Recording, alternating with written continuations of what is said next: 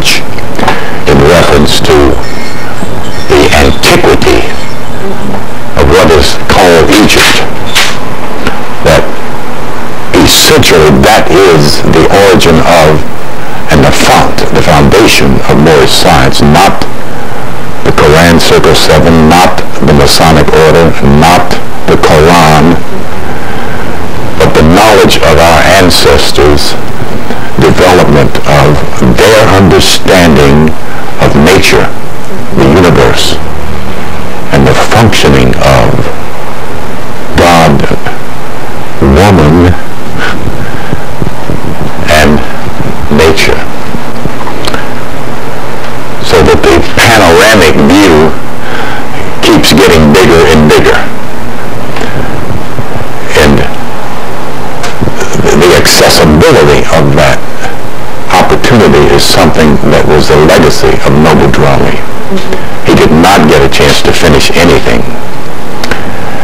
I recall I went to one of the national conferences in Chicago in 77 or 8. And the first sister greeted me. She said, "Islam, brother." Another sister came by and she said, "Islamism, brother." So I was thoroughly confused at that point because I had no idea what the difference was. You know? And Drew Ali did not have at his disposal a prepared group of sleeping Moors that were astute enough to educate. I don't doubt that his level of knowledge far exceeded that pamphlet. But a teacher can be no more expressive than the students he's teaching. And if most of them can't read, how can he send them to the dictionary and the library and certain levels of study if they don't have those kinds of skills? And the problem is, in 1921, 22, 23, our folks are not interested in books. They're interested in some food on the table Monday through Sunday as priority. You know? So what we got as a legacy was this entrance. And then CMB took it one step further in terms of the Moorish Institute and his two pamphlets, The Clocks of Destiny. And he was more of an astrologer. And referred to himself as a lawgiver, which makes sense in the science of astrology. But again, his skills were limited because his formal education was limited. So again, we got another input as a legacy to work with, one step up from where Drew Ali left off. And after that, nobody else in that entirety of practicing Moors did any writing except his right-hand man, another brother named Eel, Mother Eel, who simply drew the excerpts from the Aquarian Gospel of Jesus Christ and published those as the adept chamber knowledge. You know? So it kind of got left hanging as a literacy. You know? And a lot of brothers in Baltimore went off into Orthodox Islam. I was up there and they were into Orthodox Islam. But again, the problem got to be, even for a CMB, problem got to be a grasping of the origin of where the knowledge begins in interpretation. It does not begin with religion. It does not begin with the edicts of a God. It begins with nature. See? And once one is attuned to the idea of what the interpretation of nature is called, then one is into the secret. And that is the science of symbology. And Drew Ali coined that. That's why I refuse to doubt his proficiency and his accomplishments in this science. I don't know if I got it in this one or not. Yeah, I do. I'm going to make a little diversion here from the regular class, since you all are new somewhat to this point of view. On the cover of the Quran, Circle 7, the word Quran is the first key in literary that the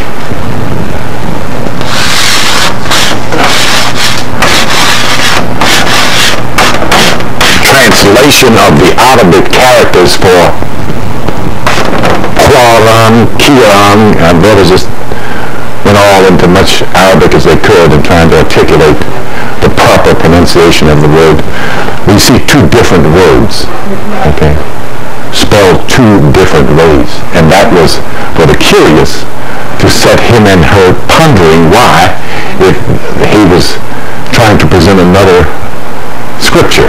That was the early accusation, why he, even before he got started, became a false prophet in the eyes of those that will quote the believer. As soon as they got a copy of the Quran, it immediately became not only the truth, but all the truth and only the kind of thing.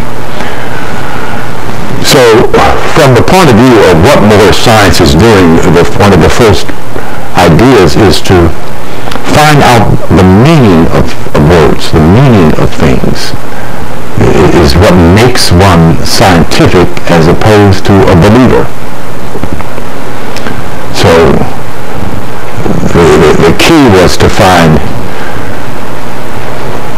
where and what differentiates K-O-R-A-N from Q-U-R-A-N, and then looking very careful. That's a terrible circle. I guess I'll have to do better than that. You'll recall that on the cover,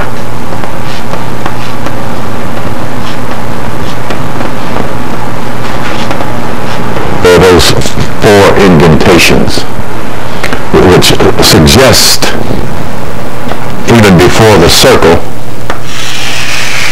the cross, which in astrology represents the four cardinal points in astrology, which automatically brings one right into the subject and science of astrology. But first, before it does that, now here's where myself and the boys in Cleveland differ.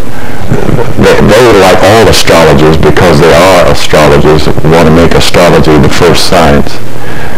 So everything is under astrology, is in order to get a subject matter of a scientific nature or a accurate, correct nature, one has to begin at a certain point. And that point before language is symbolism, you see. And one of the most ancient of students of that level of knowledge were the Sufi, who is characterized by Cheops in the Greek, Khufu, who is Theopira Sufi, which means wisdom, gives access to symbolism. One of the keys of the Sufi, when he's talking about infinity, he simply points to the sky. And the initiated Sufi knows immediately what he's talking about. So, breaking down the concept of Quran,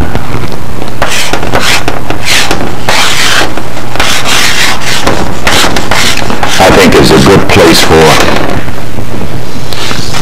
the student of this science to begin with. I'm going to abbreviate this because I've done it before in other.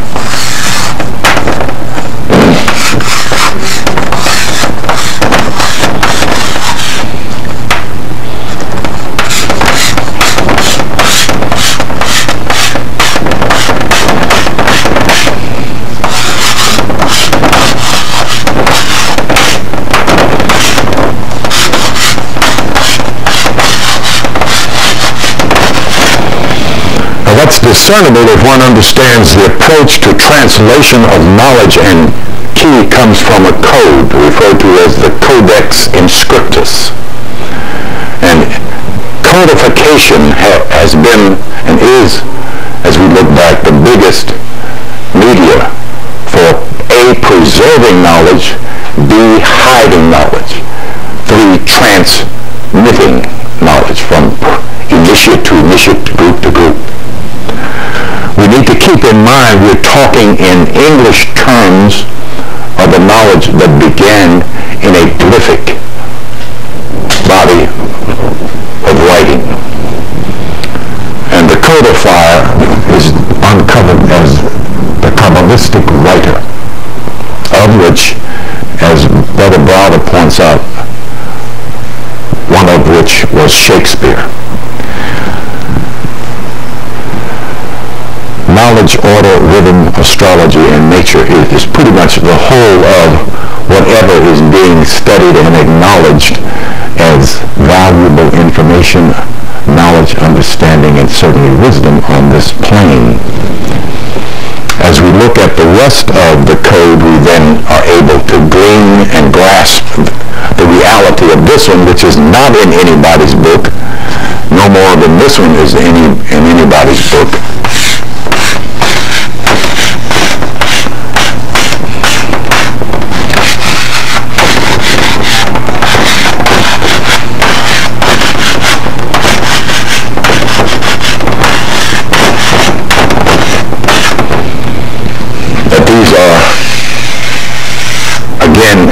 English letters, that is not Aleph, Lam, Lam, Hamza, that's A-L-L-A-H, okay?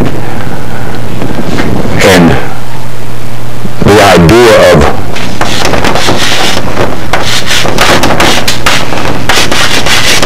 the term Islam, again, English characters, letters, not Arabic characters.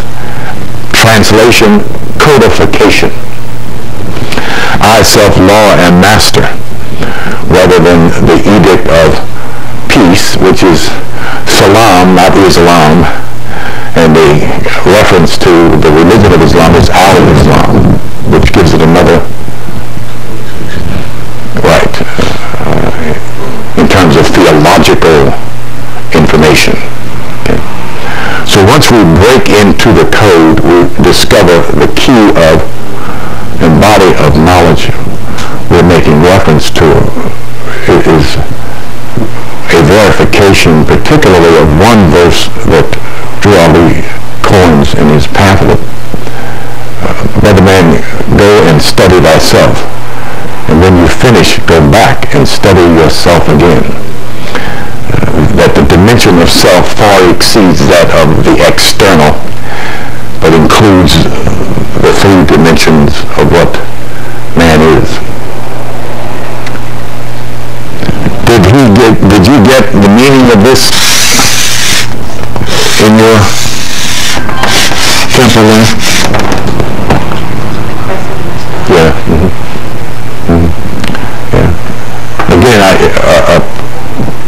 by not opening the door of symbolism, these become standardized references.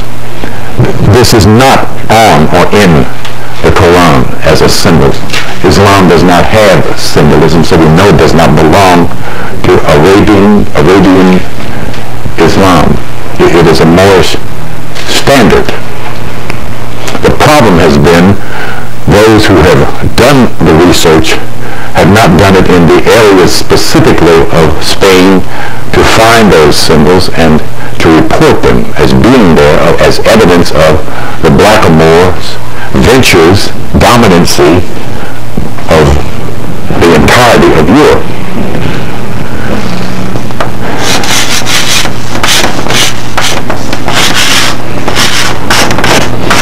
The symbol of the crescent moon represents the mother, which is Cancer.